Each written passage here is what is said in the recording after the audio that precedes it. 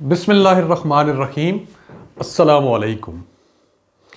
مارچ کا مہینہ جاری ہے اور ان عجیب و غریب آوازوں کا سلسلہ بھی جاری ہے جو غالباً 8 مارچ کو شروع ہوئیں۔ میرا جسم میری مرضی، یہ نعرہ کوئی نیا نہیں، یہ اتنا ہی پرانا ہے جتنی تخلیق آدم۔ یہ نعرہ سب سے پہلے کس نے لگایا ہم سب جانتے ہیں، اور اس کے بارے میں رب تعالیٰ نے کیا فرمایا کہ ابا واستکبرا، کہ اس نے انکار کیا اور وہ غرور کرنے والوں میں سے تھا، کبر کرنے والوں میں سے تھا۔ یعنی کہ ابلیس اور ابلیس کے راستے پہ چلنے والے آج بھی وہی نعرہ الاپ رہے ہیں۔ فرعون اس سے بڑا میرا جسم میری مرضی والا کون ہو سکتا ہے؟ لیکن انجام کیا ہوا کہ جب نیلے پانی نے اسے گھیر لیا تو اس وقت اس نے کہا کہ نہیں، اب میرا جسم میری مرضی نہیں، میں ایمان لایا اس رب پہ جو موسیٰ علیہ السلام کا رب ہے۔ میرا جسم میرا کب سے ہوا؟ یہ ہمارا کب سے ہوا؟ یہ جسم جس نے تخلیق کیا، جو اس کا مالک ہے، اسی کی مرضی چلتی ہے۔ میں چاہوں یا نہ چاہوں، مرضی اسی کی چلتی ہے۔ اب دیکھیے کہ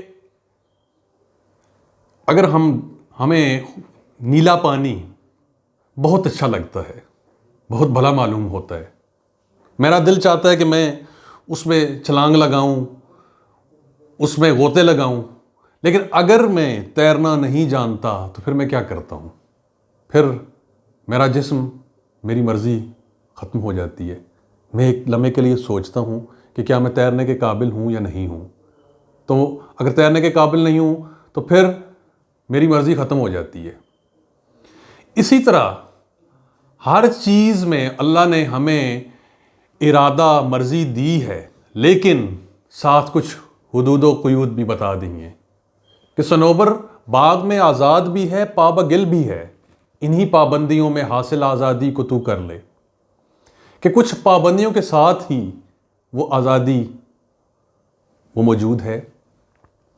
اور ہم بحیثیت مسلمان وہ اس عقیدے پہ پختہ ہیں کہ ہمیں تو اللہ تعالیٰ نے کہا ہے کہ پورے کے پورے اسلام میں داخل ہو جاؤ۔ جب پورے کے پورے اسلام میں داخل ہو گئے تو پھر میرا جسم میری مرضی وہ کہاں گئی؟ وہ تو وہاں پہ ختم ہو جاتی ہے اور ہمیں ختم کرنی پڑتی ہے۔ ورنہ حدیث قدسی جسے ہم بخوبی جانتے ہیں کہ اے ابن آدم، ایک تیری چاہت ہے اور ایک میری چاہت ہے، اور اگر تو چلا اس پہ جو تیری چاہت ہے تو میں تھکا دوں گا اس میں جو تیری چاہت ہے، لیکن اگر تو نے اختیار کیا اسے جو میری چاہت ہے تو میں تجھے بخش دوں گا وہ بھی جو تیری چاہت ہے، اور ہاں ہوگا وہی جو میری چاہت ہے۔ اب دیکھیے اللہ بزرگ و برتر نے فرما دیا ہوگا وہی جو اس کی چاہت ہے، تو پھر ہماری شان اسی میں ہے کہ ہم اس کی مرضی کے آگے اپنے آپ کو سرنڈر کریں۔ میں نے بڑے بڑی ایسے لوگوں کو دیکھا، یقیناً آپ کی زندگی میں بھی ایسی مثالیں موجود ہوں گی، جو اپنی من مرضیاں کرنے والے تھے، لیکن کیا ہوتا ہے کہ تھوڑی سی تکلیف جب پہنچتی ہے اس وقت رب تعالیٰ کی اس کے احکامات پہ اعتراض کرنے والے وہ کیا کرتے ہیں؟ وہ تسبیحاں اٹھا لیتے ہیں، وہاں مرضی اپنی وہ ختم ہو جاتی ہے، وہ اسی سے مانگنا شروع کر دیتے ہیں۔ وہ جیسا کہ مثال ہمارے سامنے جو قدیم عرب تھے اسلام سے پہلے، ان کے بارے میں کیا فرمایا کہ جب ان کی کشتی وہ ڈوبنے لگتی تھی تو اس وقت وہ خالصتاً اللہ کو ہی یاد کرتے تھے۔ اس وقت لات منات عزا کا ذکر نہیں ہوتا تھا، اپنی مرضی ختم ہو جاتی تھی، اور جوں ہی کشتی سنبھلتی تھی تو پھر لات منات عزا ان کا ذکر شروع ہو جاتا تھا۔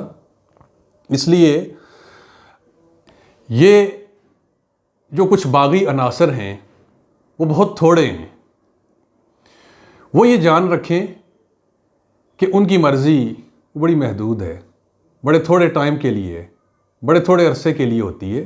انسان کی تخلیق کے بارے میں اللہ تعالیٰ نے انسان کو کیا بتایا ہے کہ وہ کس طرح ایک غلیظ پانی سے، پھر نطفے سے وہ تخلیق ہوتا ہے اور کہاں سے کہاں تک پہنچتا ہے کہ اللہ تعالیٰ انسان کو بہترین مخلوق بنا کے وہ سامنے لے کے آتا ہے. اور اس کے بعد کچھ لوگ وہ رذیل بڑھاپے کی طرف لوٹا دیے جاتے ہیں. تو یہ سمجھانے کا مطلب یہ ہے کہ انسان جب انسانی بچہ اسے آپ دیکھ لیجئے وہ کتنا سارا اپنی مرضی کا مالک ہوتا ہے کہ جانور کا بچہ وہ ہو سکتا ہے چند گھنٹوں کے بعد اپنے آپ کو سنبھال لے. انسان کا بچہ 2-3 سال تک بھی اس قابل نہیں ہوتا کہ وہ اپنے آپ کو سنبھال سکے، بلکہ میں تو یہ کہوں گا کہ وہ بلوغت تک، جوانی تک اسے سہاروں کی ضرورت ہوتی ہے. تو اس لیے خدا را ان آوازوں پہ کان نہ دھرے، اور جن دلوں سے، جن زبانوں سے یہ آوازیں نکل رہی ہیں وہ بھی غور کریں کہ میرا جسم، میری مرضی یہ جھوٹ ہے. اس جھوٹ سے جان چھڑائیں. مرضی اسی کی جو اس جسم کا مالک ہے، جو اس روح کا مالک ہے. السلام علیکم.